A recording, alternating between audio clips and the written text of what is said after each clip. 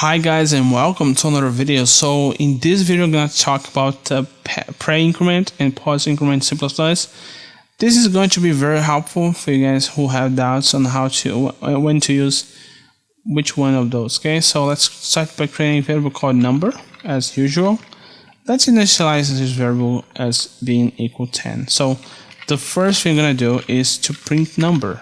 Okay, but I'm going to print number plus plus. Okay, so we are going to compile and execute this program. So you guys know that number plus plus, you basically turn this into 11, right?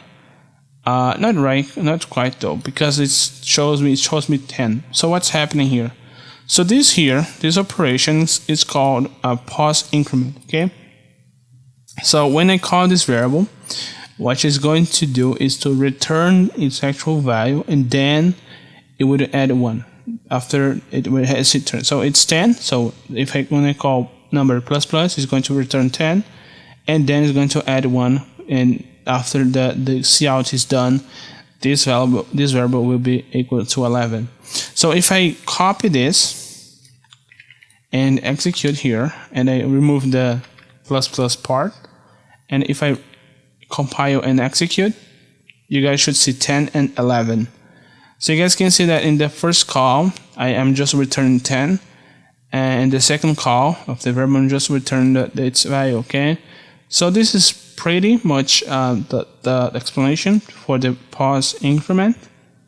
For the pre-increment, it's a little bit easier. So if I call, I just need to change this from pause position to pre position. If I need to put it here, so this will first add and then return the value. So this will take 10, add 1 will become 11, and then return 11 to the function that we are calling this variable, which is the cout here. So you guys can see that we see 11. Okay, so these are the main differences.